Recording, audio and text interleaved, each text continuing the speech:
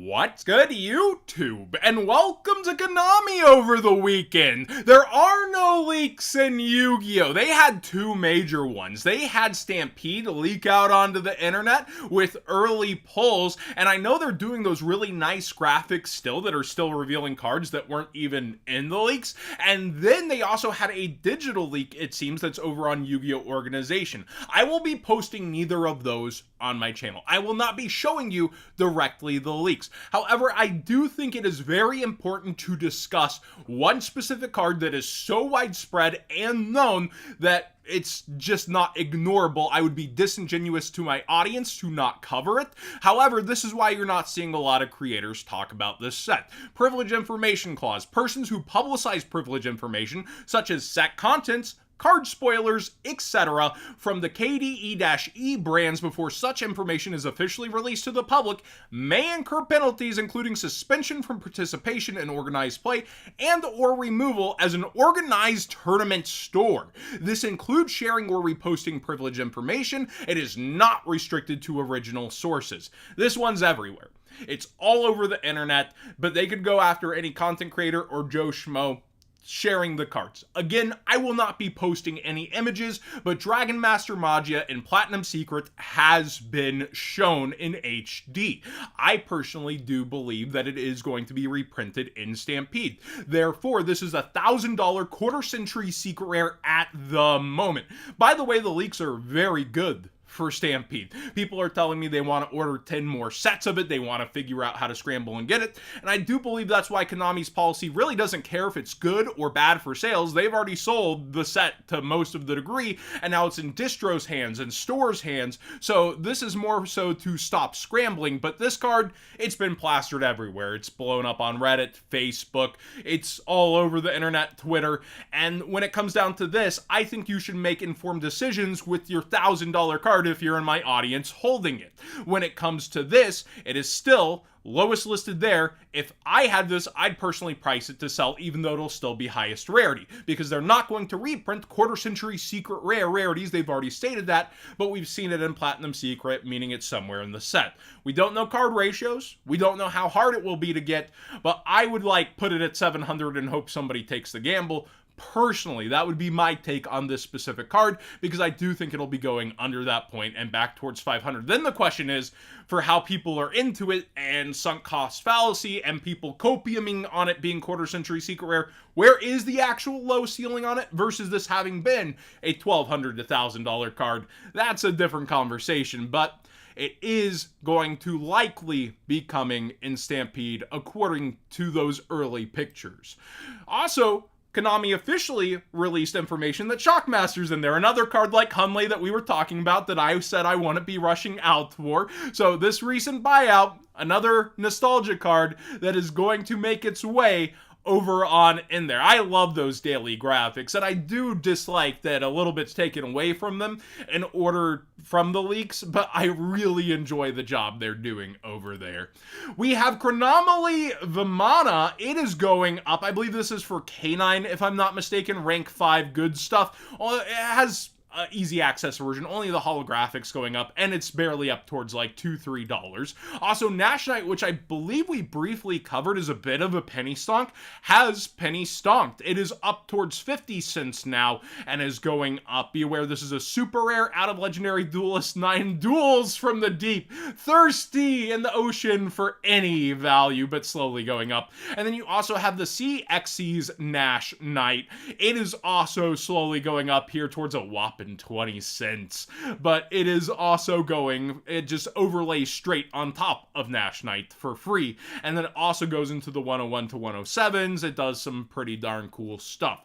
Also of note, C106 is going, that's in the range for the whole 7th Ascension stuff, so be aware that it is up in price for this version of the card, but you can still get it for like $2 for an unlimited. It's not crazy or anything. Mitsurugi Ritual. This is people really like the aspects of the deck in the future kind of thing, if you get my drift.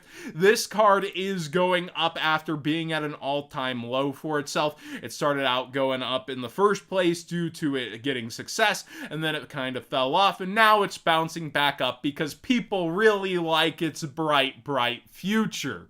You also have the same for Fiendsmith Tract. It is suddenly going up despite ban list fears because people really like its future, even though I've seen people still have ban list fears and talks and hopes that it'll end up getting banned. So that's kind of interesting, right? It's just going straight up. And then people really, really like Versus System future. Oh man, I said Versus System, the DC versus Marvel game, Upper Deck days. But no, seriously, people also really, really like the future of Versus System, and a lot, not versus the deck Vanquish Souls. Versus System also has fighting games in my head for Marvel vs. Capcom. But calming down, when it comes down to this, a lot of these cards did not get reprints like Vanquish Soul, Dr. Madlove here going up and down in quantities, and the collector rare is also on full buyout mode. Some of them did end up getting 25th anniversary 10 of Dueling Mirror reprints, but not everybody got that treatment. Some were left behind, and some of those cards are going up. Now, Live Twins, we know, has that whole thing with the tactical tri decks. Kisi Kill Frost is going on up here, and it is now lowest towards 140 for this quarter-century secret rare. That is pretty darn wild. We have Senjin Wakes from a Millennium quarter-century secret rare really spiking up in price, almost a full double up towards $50.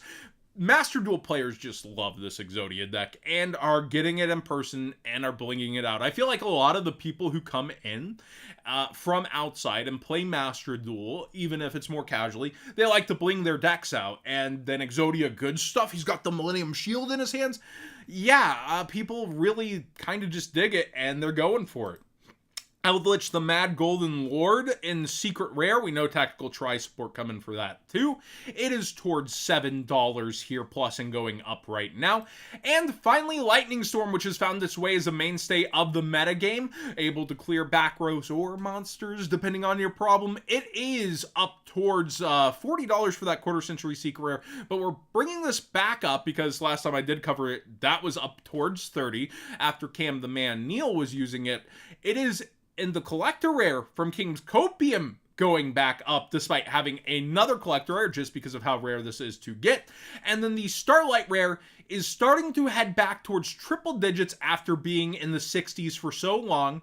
It is lowest 98 and 99 from not top rated sellers, and the first top rated seller goes over 100 towards 102. Let's check the actual sales rates if we can. None have hit triple digits, but they have hit the 75s and 80s, which is a lot more than they had before. So people still making that distinction between settling for quarter-century secret rare that's just skyrocketed up all of a sudden versus a Starlight rare that was sitting there rotting and considering it the higher rarity. It is harder to pull. It is probably considered the higher rarity. We'll see what they do for future anniversaries like the 30th and what happens with the 25th over time and people's considerations of it as a rarity. But I do think Starlight's kind of the mainstay. More Starlight cards will be getting printed. And Konami's also shown that they will print unlimited Starlights despite their very first time saying that they wouldn't do that with Power of the Elements. I do look forward to the future of what they do with the collection sets like Stampede without quarter-century secret rare, or if it will only be an anniversary thing and we'll have to be thirsty and wait until the 30th.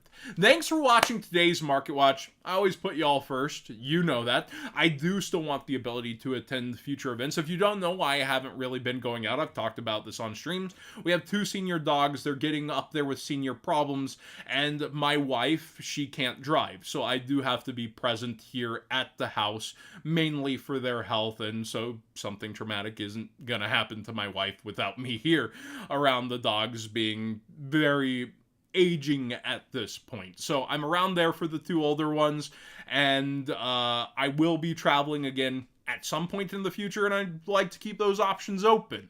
Thanks for watching today's Market Watch.